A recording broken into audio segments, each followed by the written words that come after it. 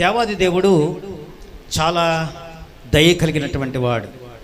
ఆ మాట ఎంతమంది అంగీకరిస్తారో తెలియదు, కానీ అంగీకరిస్తారా లేదా? ఆయన దయ కలిగినటువంటి వాడు. ఒకసారి చెప్పండి, ఆయన దయ కలిగినటువంటి వాడు. అంతేకాదు, మనం ఏ పరిస్థితుల్లో ఉన్నా ఊరకనే చూస్తూ ఉండే దేవుడు మాత్రం కాదు కదండి. మన అవసరతలన్నీ తీరుస్తుంటారు. మనలో ఏమి కొదువు ఉందో, ఏమి ఇబ్బందులు ఉన్నాయో, ఎటువంటి రోగం మనల్ని పట్టి పీడిస్తుందో అన్నీ కూడా ఆయన గమనిస్తూనే ఉంటాడు. తగిన రీతిలో తగిన సమయంలో ఆయన మన పట్ల కార్యాలు చేస్తూనే ఉంటాడు. దేవునికి మహిమ కలుగునుగాక.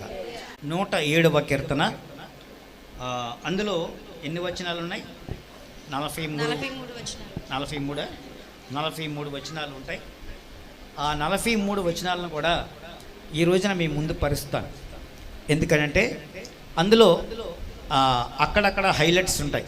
హైలైట్స్ అన్నీ కూడా మీకు తెలియజేస్తూ ఈరోజు వాక్య భాగం ఏంటంటే, మనము శ్రమలో మొర్రపెట్టగా ఆయన వింటాడు.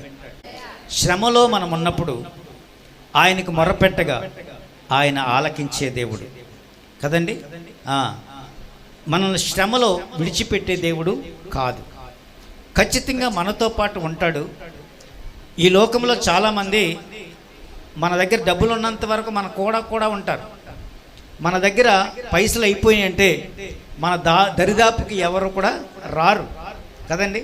ఎవరైనా వస్తారా? ఎవరు రారు. డబ్బులు ఉన్నప్పుడే మా చుట్టాలండి, మా వాళ్ళండి అంటారు. ఒకవేళ మన దగ్గర ఏమి లేదనుకోండి, వాడెవడో మాకు తెలీదు, వారెవరో మాకు తెలీదు అంటారు. కాబట్టి దేవుడు మాత్రం అటువంటి మనస్తత్వం కలిగినటువంటి వాడు కాదు. ఆయన దైవ స్వరూపి.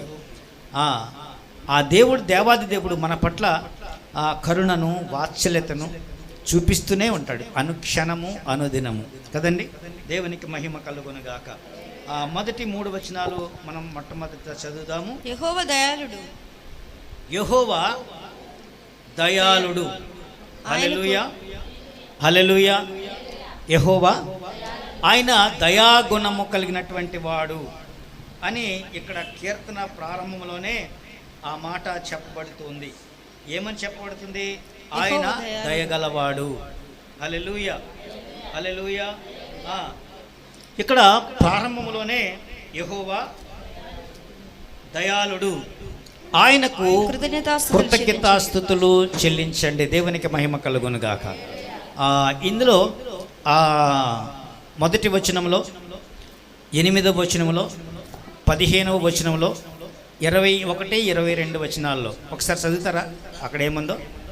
ఆయన కృపను బట్టి నరులకు ఆయన చేయి. ఆయన 1వ వచనంలో ఏముంది? యెహోవా దయాళుడు, ఆయనకు కృతజ్ఞతాస్తుతులు చెల్లించండి. ఆయన కృపను 8వ వచనం, ఆయన కృపను బట్టి, ఆయన కృపను బట్టి నరులకు ఆయన చేయు ఆశ్చర్య కార్యములన్నిటిని బట్టి వారు యెహోవాకు కృతజ్ఞతాస్తుతులు చెల్లించండి.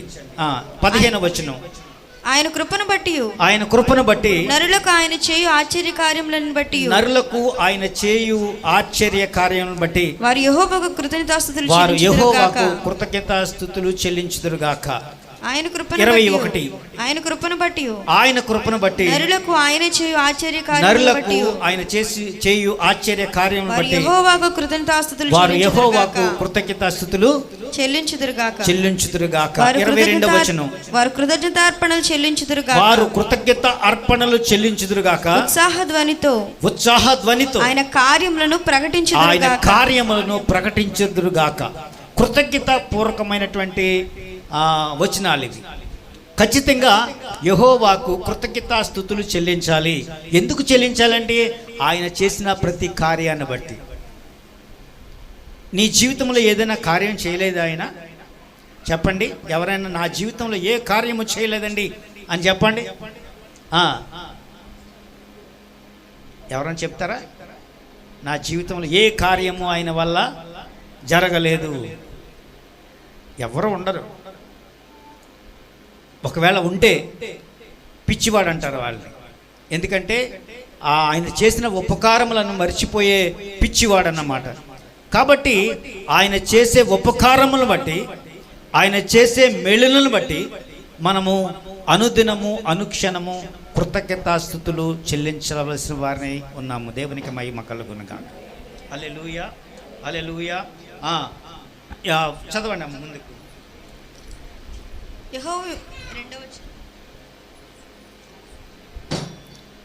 రెండవ వచనం, యెహోవా విమోచించిన వారు ఆ మాట పలుకుదురుగాక. యెహోవా చేత నువ్వు విమోచన పొందితే, ఆయన నన్ను విమోచించాడు, నన్ను బంధకముల నుంచి విడిపించాడు, కష్టాల నుంచి విడిపించాడు, బాధల నుంచి విడిపించాడు అని నీకు అనిపిస్తే, ఆయన నిన్ను విమోచిస్తే నువ్వేం చెప్పాలట? కృతజ్ఞతాస్తుతులు చెల్లించాల్సిన అవసరం ఉంది. దేవునికి మహిమ కలుగునుగాక. చదవండి. విరోధుల చేతిలో నుండి ఆయన విమోచించిన వారును, విరోధుల చేతిలో నుంచి మనల్ని విమోచిస్తాడు. తూర్పు నుండి పడమటి నుండి ఉత్తరం నుండి దక్షిణం నుండి నలు దిశల నుండి నానా దేశం నుండి ఆయన పోగు చేసిన వారును, నానా దేశముల నుంచి ఆయన పోగు చేసిన వారును ఆ మాట పలుకుదురుగాక. నలు దిశల నుండి నిన్ను పోగు చేసినటువంటి ఆయనకు నువ్వు కృతజ్ఞతాస్తుతులు చెల్లించాల్సిన అవసరం ఉన్నది. ఎక్కడెక్కడో తిరిగావు, కానీ స్థిరమైనటువంటి సంఘములోనికి, స్థిరమైనటువంటి అనుభవంలోనికి, స్థిరమైనటువంటి ప్లేస్లోనికి, స్థలములోనికి నేను నడిపించినటువంటి ఆయనకు నీకు కృతజ్ఞతాస్తుతులు చెల్లించాల్సిన అవసరం ఉన్నది. గతంలో మనందరికీ కూడా ఇల్లు లేవు, మనకి నిల్వ నీడ లేదు, చెట్లకుందో పుట్లకుందో జీవించే వాళ్ళం, గుడిసెల కింద బతికే వాళ్ళం. సాయంత్రం అయితే ఇసుక లోళ్ళ దగ్గరికి వెళ్ళి అక్కడే రోజంతా తెల్లవారిపోయేది. అటువంటి బ్రతుకులు మనవి. కానీ మనం ఈ రోజున విమోచించబడ్డాం. శ్రేష్టమైనటువంటి భవనాలు, శ్రేష్టమైన ఇల్లు దేవుడు మనకి ఇచ్చాడు. ఈరోజు క్షేమకరంగా సుఖవంతంగా జీవనం సాగిస్తున్నాం ఆయన దయ వల్ల. హల్లెలూయా, హల్లెలూయా, హల్లెలూయా. మనకంటూ ఒక సొంత ఇల్లు ఉంది అని చెప్పుకోవడానికి ఆ దేవుడు కృప చూపించాడు. హల్లెలూయా, హల్లెలూయా. 3వ వచనం చదవండి అమ్మా. వారు అరణ్యమందలి ఎడారి త్రోవను తిరుగులాడుచుండిరి. నివాసపురం ఏది వారికి దొరకకపోయెను. నివాసపురం ఏది కూడా వారికి దొరకకపోయెను. ఆకలి దప్పుల చేత వారి ప్రాణము వారిలో సమసిల్లెను. దేవునికి మహిమ కలుగునుగాక. హల్లెలూయా, హల్లెలూయా, హల్లెలూయా. యెహోవా మంచివాడు, ఆయన దయ యుగయుగములు నిలుస్తుందట. దేవునికి మహిమ కలుగునుగాక. దేవుని స్వభావం ఏంటంటే దయ, క్షమాపణ, క్షమాగుణం కలిగినటువంటి వాడు, ప్రేమతో నిండినటువంటి వాడు ఆయన. దేవునికి మహిమ కలుగునుగాక. ఆయనలో ఈ గుణ లక్షణాలు ఉన్నాయి గనక మనం బ్రతుకు ఈడుస్తున్నాము, బ్రతికి బయటపడుతున్నాము. దేనికో తెలుసా? ఆయన కృప మనల్ని వీడిపోకుండా ఉంది. ఆయన కృప మనతో పాటుగా మనతో జీవిస్తుంది. ఆయన కృప మనల్ని వెంబడిస్తుంది. దేవునికి మహిమ కలుగునుగాక. హల్లెలూయా, హల్లెలూయా, హల్లెలూయా, హల్లెలూయా. చూడండి, దేవుడు ఒక పరిమితి కలిగినటువంటి వాడు కాదు. ఆయన దయలో కానీ ప్రేమలో కానీ పరిమితులు లేవు. అపరిమితమైనటువంటి ప్రేమ ఆయనది. ఆయనకి ప్రేమకు అవధులు లేవు అని చెబుతాం మనం అందరూ కూడా. ఆయన ప్రేమకు ఏది అడ్డంకి కాదు. నువ్వు బాగున్నావా బాగోలేదా, మంచి బట్టలు కట్టుకున్నావా మంచి బట్టలు కట్టుకోలేదా అని ఆయన చూడడు. నీ హృదయ అంతరంగాన్ని తెలిసినటువంటి వాడు నిన్ను అనుక్షణము ఏ రూపములో ఉన్నా, ఏ పరిస్థితుల్లో ఉన్నా, ఎటువంటి అందవికారంగానూ ఉన్నా నిన్ను ప్రేమిస్తూనే ఉన్నాడు అన్న సంగతి నువ్వు మర్చిపోకూడదు. ఆయన గుర్తు చేసుకోవాలి. దేవునికి మహిమ కలుగునుగాక. హల్లెలూయా, హల్లెలూయా, హల్లెలూయా, హల్లెలూయా. మరొక మాట ఒకసారి చూడండి. 4వ వచనం నుండి దాదాపుగా 32వ వచనం వరకు ఒక బంచిగా తీసుకుందాం. దాంట్లోంచి కొన్ని వివరాలు మీతో పంచుకోబోతున్నాను, వినండి. మొదటి మాత్రం మనం ఏం నేర్చుకున్నామంటే ఆయన దయగలవాడు. కదండి. ఆయన దయా దాక్షిణ్యము కలవాడు, ఆయన ప్రేమ కలిగిన వాడు అని నేర్చుకున్నాం. రెండవ వచనం, రెండవ బంచ్లోకి వెళితే రెండవ భాగంలో 4వ వచనం నుండి 32వ వచనం వరకు ఒక బంచ్గా తీసుకుందాం. అందులో కొన్ని విషయాలు మీతో పంచుకోవాలని ఇష్టపడుతున్నాను. దేవునికి మహిమ కలుగును గాక. ఒకసారి 4వ వచనం నుండి 9వ వచనం వరకు తీసుకుంటే, వారు అరణ్యమందులు ఎడారి త్రోవను తిరుగులాడుచుండిరి. వారు అరణ్యమందలి, చూడండి, వారు అరణ్య మార్గమందలి ఎడారి త్రోవను. అమ్మ, ఎవరికి బైబిల్ లేవా? చదవరా మీరు ఎవరు? పద్మిని, నీ దగ్గర మైక్ ఏది?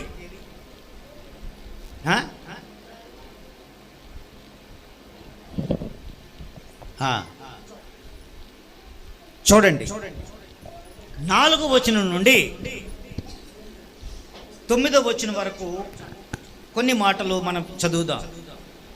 వారు అరణ్యమందలి ఎడారి త్రోవను, వారు అరణ్య మార్గమందలి ఎడారి త్రోవను తిరుగులాడుచుండిరి, ఎడారి త్రోవను తిరుగులాడుచుండిరి. నివాసపురం ఏదియు వారికి దొరకకపోయెను, నివాసపురము ఏదియు వాళ్ళకి దొరకకపోయెను.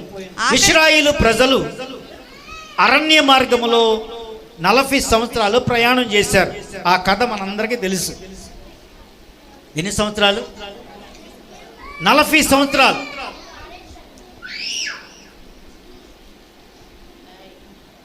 40 సంవత్సరాలు ఇశ్రాయేలు ప్రజలు అరణ్య ప్రయాణం చేశారు. ఎందుకు అంటే ఐగుప్తు దేశం నుండి విమోచించబడ్డారు వాళ్ళు. ఆయన దయగలవాడు గనుక వాళ్ళందరినీ విమోచించే ఏర్పాట్లు చేశాడు ఆయన. అందరూ విమోచించబడ్డారు. బానిస సంఖ్యలను తెంచుకొని ఐగుప్తు పట్టణంలోంచి బయలుదేరి అరణ్యములో వారి ప్రయాణాన్ని సాగించి 40 సంవత్సరాలు నడిచారు. అప్పుడు పాలు తేనెలు ప్రవహించే కానాను దేశానికి చేరుకున్నారు. చేరుకునే లోపు ఈ 40 సంవత్సరాలు అనేక ఇక్కట్లు పడ్డారు, అనేక కష్టాలు పడ్డారు. నిలువ నీడ లేకుండా బ్రతికారు. ఎవరికి కూడా ఇల్లు లేవు. ఈ 40 సంవత్సరాలు కూడా పద్దాక ఎక్కడైనా పడుకోవడం దారిలోనే, మళ్ళీ బయలుదేరి మూట ముళ్ళు సర్దుకొని పిల్ల పాపలతో బయలుదేరి నడవటమే. 40 సంవత్సరాలు బ్రతికంతా అక్కడే అయిపోయి ఉంటుంది చాలామందికి. అలాంటి 40 సంవత్సరాలు నడిచినటువంటి ఇశ్రాయేలు కథ ఇది ఇక్కడ చదువుతున్నాం. దేవునికి మహిమ కలుగునుగాక. హల్లెలూయా. ఆకలి దప్పుల చేత, ఆకలి దప్పుల చేత వారి ప్రాణము వారిలో సమసిల్లెను, వారి ప్రాణము వారిలో సొమ్మసిల్లిపోయింది. ఒకటి, అరణ్యంలో ప్రయాణం చేశారా? అరణ్య ప్రయాణంలో చాలా మంది దారి తప్పిపోయారట. ఏదో మూలకెళ్ళిపోవడం, దారి లేదు కదా, మార్గం లేదు, ఎటు వెళ్ళాలో తెలియదు, అడ్డబడి వెళ్ళిపోవడమే.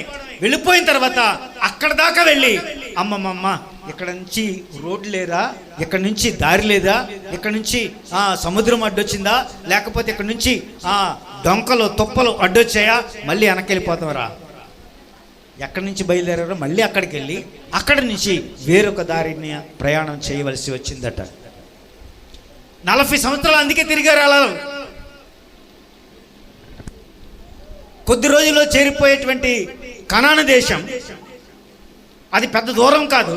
కాకపోతే 40 సంవత్సరాలు ఎక్కడ తిరిగారు అంటే తిరిగిన చోట తిరిగారు. వాళ్ళకి మార్గం తెలియలేదు, దారి తప్పిపోతున్నారు. ప్రియులరా, మనము కూడా చాలాసార్లు దారి తప్పిపోతూ ఉంటాం.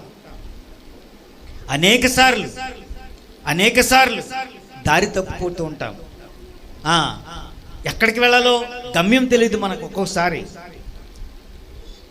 కొన్నిసార్లు కొన్ని ప్రదేశాలకు వెళదామనుకుంటాం, కానీ అక్కడికి వెళ్ళేలోపు వేరొక దారిని వెళ్ళిపోతాం. మొన్న వేరొక ఊరు వాక్యాన్ని చెప్పడానికి వెళ్ళాను. అక్కడికి దగ్గర దారి మర్చిపోయి మానేసి హైవే గుండా వెళ్ళిపోయి ఎక్కడెక్కడో తిరిగి చాలా లేటుగా వెళ్ళాం. ఇక్కడ 7 గంటలకు బయలుదేరితే ఆ ఊరు చేరేటప్పటికి 8:30 అయింది. మహా అయితే అరగంటలో చేరిపోవాలి, కానీ మార్గం తప్పిపోయాం. చాలామంది ఆ రీతిగానే మార్గం తప్పిపోతూ ఉన్నారు. ఆత్మీయంగా మార్గం తప్పిపోతున్నావా? ఒకసారి ఆలోచించు. నీ మార్గం సరైనదనా? నీ మార్గం ఎలా ఉంది? నీ మార్గంలో ఏవి అడ్డంకులుగా ఉన్నాయి? నీ దారి తప్పిపోవడానికి ఏమైనా అడ్డు తగులుతున్నాయా? తగులుతున్నటువంటి వేళ నువ్వు దారి తప్పిపోతున్నావా? ఆలోచించు. ప్రియ క్రైస్తవుడా, ప్రియ దేవుని బిడ్డ, నువ్వు ఒక్కసారి ఆలోచించాల్సినటువంటి విషయం ఏంటంటే, నువ్వు దారి తప్పిపోతున్నావా? ఒకసారి ఆలోచించండి.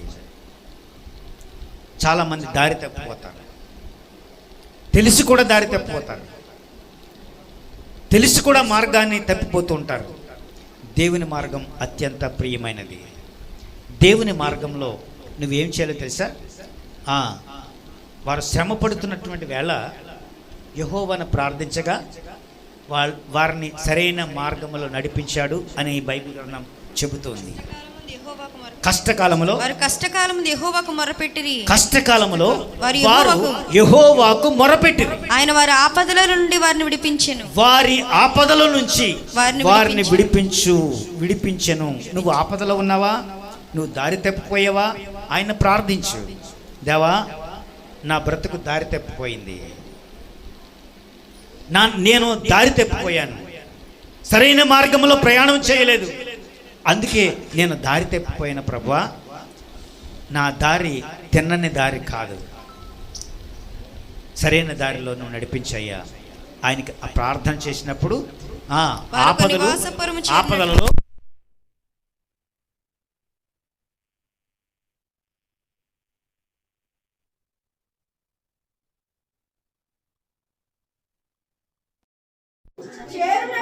చేరునట్లు దేవునికి మహిమగా చప్పట్లు కొట్టండి. దారి తప్పిపోయిన వారిని, దారి తప్పిపోయారా వాళ్ళందరినీ కూడా సరైన మార్గంలో ఆయనకు వేడుకుంటే ఆయన సరైన మార్గంలో నడిపించాడట. దేవునికి మహిమ కలుగును. నిన్ను నడిపించగలవాడు ఆయనే. హల్లెలూయా. నడిపిస్తాడు నా దేవుడు, శ్రమలోనైనా నన్ను విడువడు. నడిపిస్తాడు నా దేవుడు, శ్రమలోనైనా నన్ను విడువడు.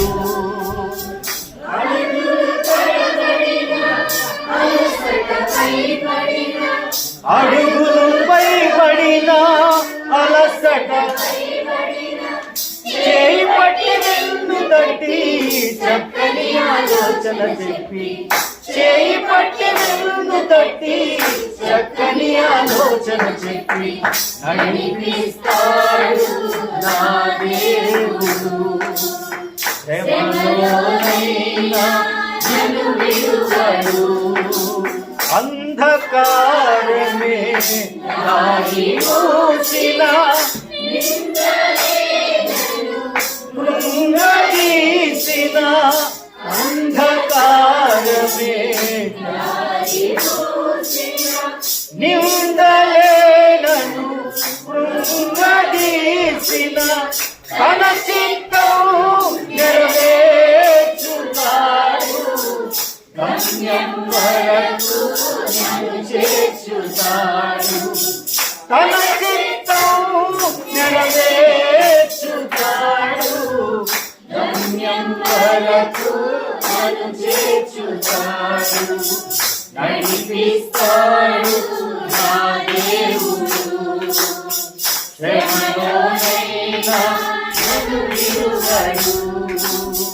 నడిపిస్తాడు నా దేవుడు, శ్రమలోనైనా నన్ను విడువడు.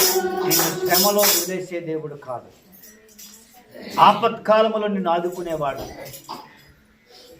నువ్వు దారి తప్పిపోయావా, నిన్ను సరైన మార్గంలో నడిపించేవాడు ఆయన. హల్లెలూయా, హల్లెలూయా, హల్లెలూయా, హల్లెలూయా. 10 నుంచి 16 వచనంలో 16 వచనం వరకు ఏమని ఉంటుందంటే, మీరు బంధకములో ఉన్నారా, మిమ్మల్ని విడిపిస్తాను. ఫస్ట్ ఏం చేసాం? ఆ రెండవ భాగంలో మొదటి మాట, మీరు దారి తప్పిపోయారా? మిమ్మల్ని సరైన త్రోవలో నేను నడిపిస్తాను అని చెప్తున్నాడు. అందులోనే రెండవ భాగంలో రెండవ విషయం, మీరు బంధకములో ఉన్నారా? మీ బంధకముల నుంచి మిమ్మల్ని విడిపిస్తాను. చూడండి 10వ వచనం నుంచి 16వ వచనం వరకు. దేవుని ఆజ్ఞకు లోబడక మహోన్నతుని తీర్మానము తృణీకరించినందున, అమ్మా ఎందుకు తృణీకరించబడుతున్నావు? ఎందుకు తిరస్కరిస్తున్నప్పుడు ఏం జరుగుతుంది అంటే, నువ్వు బాధ చేతను ఇనప కట్ల చేతను బంధింపబడతారట. చీకటిలో మరణాంధకారములోను నివాసము చేయు వారి హృదయమును ఆయన ఆయాసము చేత కృంగదీస్తారట. వారికి సహాయము లేకపోయాను. ఎందుకు? ఆయనను తృణీకరిస్తే, మహోన్నతిని తృణీకరిస్తే ఆ విధంగా జరుగుతుంటారు. మీరు బంధకములో ఉన్నారు. ఎందుకు బంధకములో ఉన్నారు తెలుసా? ఆయనను తృణీకరించారు కనుక, దేవుని ఆజ్ఞను లోబడలేదు కనుక, మీరు తృణీకరించబడిన వారు కనుక, మీరు దేవుని తృణీకరించారు. అందుకే ఇక్కట్ల చేత, బాధల చేత పీడింపబడుతున్నారు. ఆ విషయాన్ని మర్చిపోకండి. ఎవరైనా బాధపడేవారు వెంటనే విషయం గుర్తుకు రావాలి. నేను ఎందుకు బాధలు అనుభవిస్తున్నాను? ఎందుకు నా ఫైనాన్షియల్ పొజిషన్ బాగోలేదు? ఎందుకు నేను ఇటువంటి ఇక్కట్లు అనుభవిస్తున్నాను?